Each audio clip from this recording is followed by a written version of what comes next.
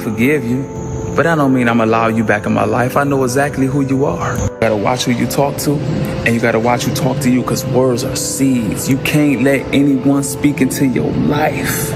You might not want to be rude and say, I don't want to hear that. But when that person complaining, gossiping, tearing people down, trying to put a whole bunch of doubt in you, you got to let them know, I don't want to hear that. I rebuke that. And a lot of times we don't want to be rude, so we act like we listening to that person, but really ain't. But just like if you throwing seeds on the sidewalk, pretty soon one of them seeds gonna bounce and get in that soil. And words are seeds, and our soul is like soil. And pretty soon, one of them seeds gonna get in your life and grow a harvest, and you wonder why you feeling bad, thinking bad, and doing stuff out the ordinary. It's because you letting that demon speak in your life.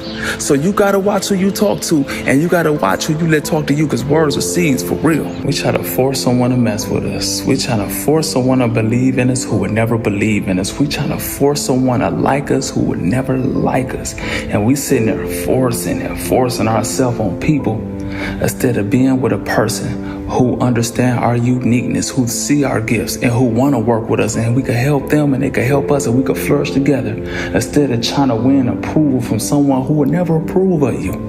I learned this, and I learned this the hard way. You got to go where you celebrate it and not where you tolerate it, because you will hinder yourself and waste a whole bunch of time trying to win over people who you could never win over for real. We can't make changes in our life because we are not self-accountable. The moment we blame somebody, the moment we blame our mama, the moment we blame the white man or our supervisor or our baby mama, man, we can't make no changes because we gave them all the power and made them our God. But the moment we look in the mirror like, damn, I messed up, now we could look at ways to correct our mistakes. But that's too hard for these weak weasels. It's so easy just to blame. And a real accountable person don't want to hear excuses. Nobody want to hear your excuses but you and other weak weasel excuse makers, for real. Law of attraction. As a man thinketh, so is he. Whatever we thinking about, whatever we focusing on, whatever we dwelling on, we giving that all our energy, and we just going to attract more of that to our life. So we got to think about what we thinking about, because if we thinking about what we don't want all the time, I don't want a liar, I don't want a cheater. We giving that all our thoughts, all our energy, so we just attract more of that to our life. And so my word is, focus on and think about what you do want so you could attract more of that to your life. Christ said, as a man thinketh, so is he. So we got to watch what we thinking about for real.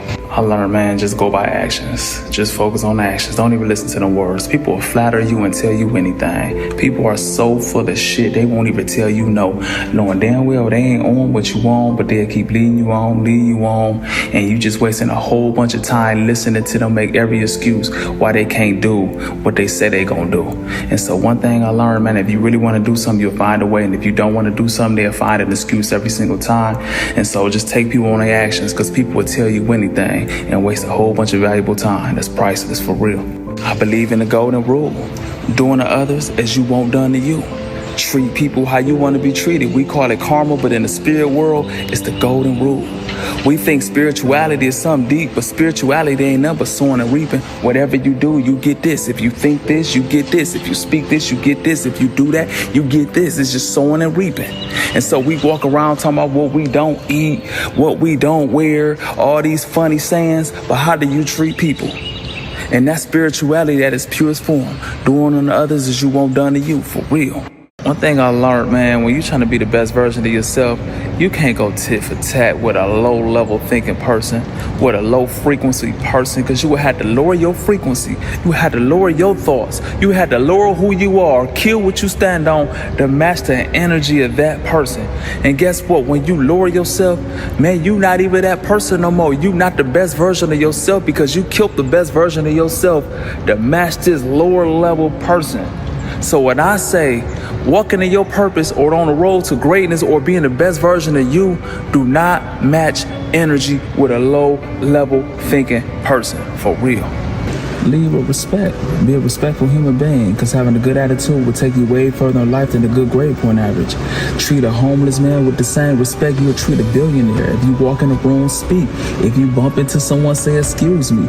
Don't interrupt people when they talk. When you go in someone's environment, you respect the rules and the protocol of that environment. Be a respectful person.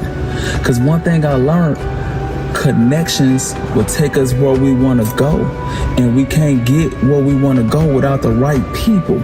And we can't meet the right people being a disrespectful, rude person with no manners. And so I say lead with respect, for real. I believe we should forgive, because unforgiveness, that just kill our own spirit. That's like drinking poison, hoping someone else die. And it's just a burden that we have on us, always frowned up, all this unforgiveness in our life. But just because you forgive that person don't mean you take that person back in. Because if that person showed you who they are, a lot of times you gotta forgive them, but you just stay over there. I'm not mad at you. I don't wish you no ill will. I'm not gonna talk about you and I'm not gonna harm you, but I can't allow you back in my life to hurt me. And a lot of times people don't change. People don't change. You don't even wait for them to apologize. You just forgive them. But when you bring them back, they don't change. They just get slicker and learn how to cover up their BS. And so I learned to forgive. But you stay over there because I know exactly who you are, for real. I believe in being who you are even when it's unpopular. Not letting someone talk you out of what God put in your heart. A lot of people can see what you see in the physical, but they don't see what you see in the spiritual. I represent the cast-offs, those who follow their purpose, those who follow their vision, the ones who follow their heart, the ones who won't kill their beliefs just because the cool people say their beliefs is not cool. And so that's all being the cast-off is being who you are even when it's unpopular. Not killing what you stand for or who you are to fit in with them, for real. We be trying to get support from people who would never support you. We try to get acceptance from people who would never accept you. I believe in the spiritual law of place. Jesus couldn't even perform miracles in his hometown. He had to leave to do what he had to do. Our gifts, our purpose won't flourish everywhere. We got to be at a specific place. You got to go where you celebrate it, not where you tolerate it. Some people won't like you or accept you no matter what you do or don't do. Your greatness might not be cool to them, but your greatness might be flourishing here. I believe in the spiritual law of place. If you want to ski, you can't be on South Beach. You got to go to Utah. And so I believe when you know your purpose, you got to go to a place where your purpose and your gifts can flourish, for real. I believe in the spiritual golden rule. Doing unto others as you want done to you. Treating people the way you want to be treated. Whatever you want done to you and for you, you have to do to and for people. It's all sowing and reaping. If you do this, you get that. Spiritual law at its purest form. But a lot of times we want to treat people foul, but then we want to be treated well. We don't want to do anything for anyone, but we want everyone to do everything for us. If you give, it be given to you. It's simple. Sowing and reaping. If you do this, you get that. But a lot of times we put all this outer stuff on it. How you dress, how you pray, what you look like. And it's all, how do you treat people, for real? New level, new devil. I know it's an old saying, but it's real. To get to the next level of our life, we got to pass tests at certain levels that we at. But a lot of times we want to run from that test. And anytime we fail that test, if somebody know what buttons to push to make us quit or go off, that means we failed that test. And you could run from that person, run from that situation, but it's going to be somewhere else, somebody else, in a whole nother place to test you. And if you don't pass that test, you stay at that same level. But the moment you rise above and you mature and that don't even bother you no more, that means you move to a whole nother level of your life. And that means at that next level, new devil. It's going to be a bigger devil. It's going to be somebody who push your buttons even more. It's going to be somebody who try to tick you off. And if you fail that test, you stay at that level. And we go level to level to level for the rest of our life. Just because we getting older in age don't mean we maturing mentally or spiritually. But passing tests level after level after level, that's what matures us as a human being. Because if you don't pass that test and you run from that test, you might be 80 years old and 15 in the head or 15 spiritually, for real.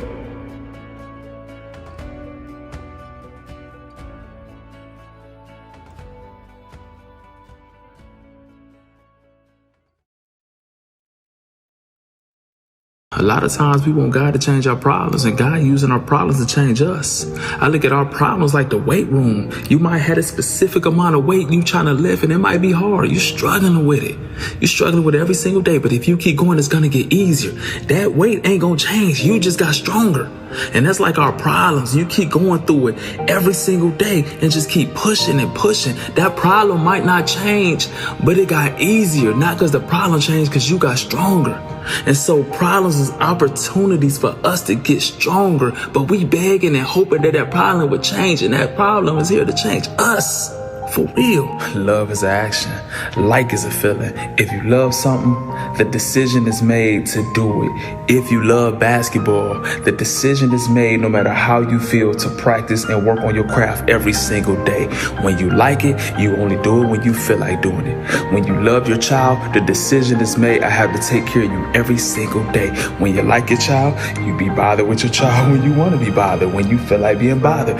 If you love business, the decision is made to invest my money, invest my time every single day. It's an action, not a feeling. When you like something, you do it when you feel like doing it. If you love somebody, the decision is made to help you, to bless you, to forgive you, to respect you. When you like somebody, you do those things when you feel like doing it. And feelings change all the time. So when people talk about, I fell out of love and all that, no, you fell out of like, because like is a feeling. It goes up and down with emotion. Love is an action and a commitment, and it's a decision for real. One real conversation could change our life forever. One conversation with the right person can make us be the best version of ourselves. One conversation could stop a war. One conversation could save a relationship. One conversation could clear up any misunderstanding. One conversation could take our life to the top. One conversation, if you ask the right questions, you could figure out a person's agenda and see what a person really is about. We have to go through a lot of those trials and tribulations so it can humble us, so it can give us experience. It gives us patience so God can use us. It gives us experience so we can teach and uplift other people who are going through the same things, who want to quit. A lot of our problems introduce us to our purpose. Nothing happened to us, it happened for us. And so a lot of times we think, why me, why not you? God want to use you, and he can't use you if you don't experience these things for real. We waste too much valuable time chasing people. A lot of times people know who they want to do business with. A lot of times people know who they want to partner with. A lot of times people know who they want to be in a relationship with or friends with. But we waste too much valuable time getting strung along by them, when we should just be focused on what we got to do to be the best version of us. And if we focus on the work we need to do, focus and go harder and harder every day, being the best version of ourselves, the right people will come along who's supposed to be there. We got to quit relying on and depending on the approval of people, because people will turn on you in a heartbeat. You can do 100 things for a person. The one time you tell them no, I'm done, I'm cutting you off, I ain't messing with you. You can say a million things that's right. You say one thing they disagree with, I'm unfollowing you, I'm no longer supporting. And so the time you dictate your peace, your joy, and your purpose on the approval of people, we will be lost. We will be lost. So when that person want to go, let them go. For real. Life-changing decisions happen in the blink of an eye. And life is short and opportunities come very few. And a lot of times we miss our opportunity being indecisive. Study great people. Study people who did great things in their life. They always say they had to be decisive. When we losing, that's when we indecisive. When we losing, that means we overthinking. When we losing, we procrastinating. The people who did it, they just got out and did it. And they made decisions on the fly. Because a lot of people in positions ain't going to put you in positions if you like, I think about it. Nah, it's a million people want this spot. You better know if you want it and can do it or not. People ain't going to sit around and wait for you. And so one thing I learned, man, life-changing decisions come at the blink of an eye, and we'll miss our opportunity being indecisive for real. Whatever we do in this physical world, it is seeds to the spirit world, and it will grow a harvest in our physical life. Our life is like farming. If a farmer plants tomato seeds, he's gonna get tomatoes, not corn. And so our thoughts are like seeds to the spirit world that will manifest in our physical life. Whatever we thinking about over and over again, we attract that to our life. Our thoughts become things. Scripture teaches us, as a man thinketh, so is he. Our words is like seeds seeds to the spirit world that will manifest and grow a harvest in our physical life. That's why scripture teaches us life and death is in the power of the tongue, and our actions is seeds to the spirit world, and it will manifest in our physical life. That's why scripture teaches us, do unto others as you want done to you, because we will reap everything that we sow. Our life is like farming, so our thoughts, our words, and our action is like seeds to the spirit world, and it will manifest the harvest in our physical life. For real. When you walking in greatness, when you're doing anything great, you don't have a lot of time to waste, because you putting your time into your own greatness. When you being the best version of you, you don't have time to jack off. And a lot of times people who not walking in their greatness or not being the best version of themselves got a lot of time to waste, and they'll come in your life and waste your time.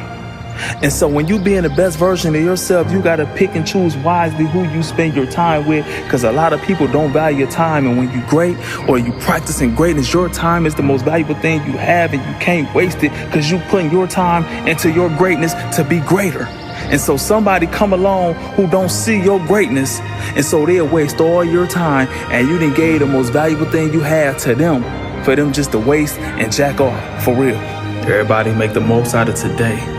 The success and the joy and the peace of our life is hidden in our daily routine. So we got to wake up and be grateful. Thank God for the gift of today. Then we got to get inspired. Listen to something that motivates us and inspires us. Then we write down our to-do list, and then we get started. We get started, not putting anything off, anything we had in the future plan and stuff like that we can do today. Get it done today and get your to-do list and focus on within, not what nobody else ain't doing, what somebody else doing, but just focus on what you need to get done. Make the most out of today, for real.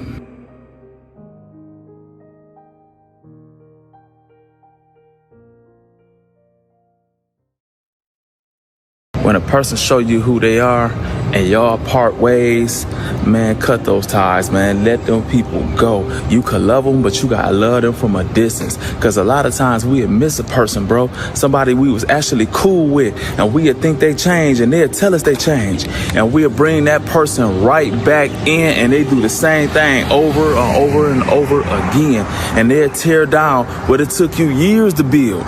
So a lot of times, man, you got to love people from a distance and protect your own peace and your own spirit, because people will drain you and bring you down, for real. Fella, gotta follow that gut feeling. That is your inner spirit. That is God speaking to you. Sometimes we just know things and don't know how we know it. Some people we just don't like. We don't know why we don't like them. We don't know why we don't want this person around us, but we just know. And sometimes they could talk and flatter us, and then we be like, man, I'm tripping. Then we bring that person around and they do something so foul. You be like, I knew I ain't like that person. I knew it. And that was God saying, stay away from that person. They mean you no good. I done been in so many situations where my spirit was telling me don't do it, but my mind and trying to please this person end up doing it, and it upset me back and causing tragedies in my life. So when you have that gut feeling, you follow that gut feeling, because that is God speaking to you, for real. People are slick. People are good with words. People know how to play on your temptations and tell you everything that you want to hear with hidden agendas and bad motives. So a lot of times we listen to that person tell us all the good things. We gonna do this, or I change, or I got this, or we gonna do this, or whatever. Man, you got to take people on their actions, because people will tell you anything. I believe love is an action, faith is an action, and our expectations on people should be in actions and not listening to what they talking about, for real. Message to my little homies, be correctable. Be correctable. When you trying to be the best version of yourself, you have to accept correction from somebody who trying to be the best version of themselves. Because what happens is, we know we full of shit. We know we on and somebody will call us out on that. But instead of us accepting it and self-checking ourselves, we want to go back and forth, argue and debate. Or we just want to get away from that person and congregate with the weak weasels who accept us for being a weak weasel, and just put up with our and sit there, complain and make excuses in our own weak weasel circle. And now we're a weak weasel for the rest of our life. But somebody could have brought out the greatness in us who won't correct us anymore. They'll let us be a weak weasel and bump our head over and over and waste a whole bunch of time and a whole bunch of energy, and we'll be stagnated for the rest of our life, because that little correction they could have gave us or keep giving us could have took us to the next level of our life. I had read somewhere that people with great minds discuss ideas. People with average minds discuss events, and people with small minds discuss people. And one idea could change our life for the better forever. But we waste too much time talking to people about people and things that won't take our life to another level. Blessings come with persecution. Any type of success in our life come with persecution. And the moment we take our eyes off of what we should be doing and we focus on the persecutors, it is a distraction.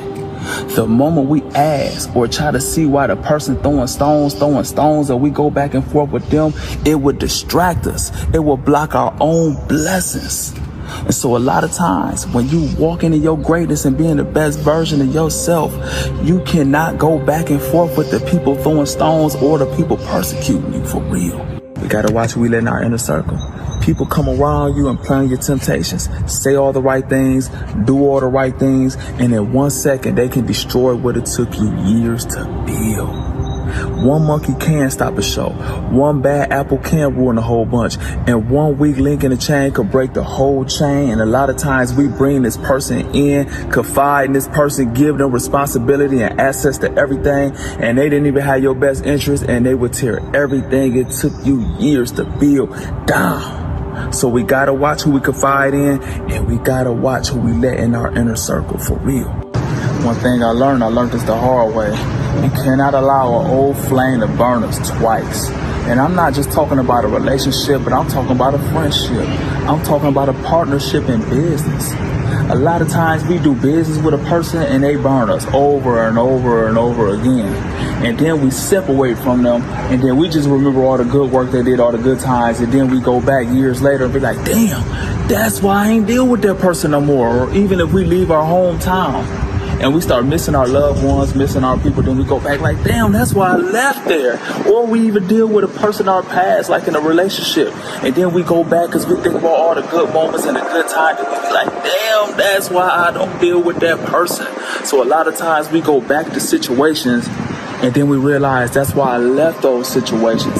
So a lot of times we have to leave the past and move on with our life for real. One thing I learned this the hard way. People will inconvenience you for their own convenience. People will make you uncomfortable for their own comfortability. And they don't look at it like, man, he a good dude, man, he being a blessing. They look at you like you cream, like he's sweet. And they will use you and use you and use you up till you used all the way up. And now you don't have enough energy to do what you was put on this earth to do. You don't have enough energy to be the best version of yourself or run your own race because this person used you up and they not even grateful. They look at you like you dumb. And so a lot of times to keep us resenting the person from using us up, sometimes we have to tell people no, for real. All it takes is one conversation for you to get close to the right person that could open up doors you couldn't open for yourself. One conversation could change our lives forever for the better. One conversation could prevent a war. One conversation could prevent a breakup or a fallout. But a lot of times we expect people to read our mind. Or a lot of times we expect people, they should just know that. No, one conversation could help a person see it from your perspective, or you could see it from their perspective. And so we need to have conversations with people because conversations could change our lives and the people's lives around us for the better, for real. And when we destined for greatness, a lot of times God has to make us uncomfortable in our current situation.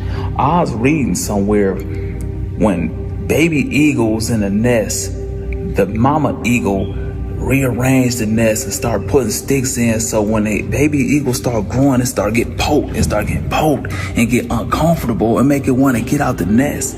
But if that mama eagle left that nest big and comfortable, man, that eagle would never want to get out that nest and live his own life and fly.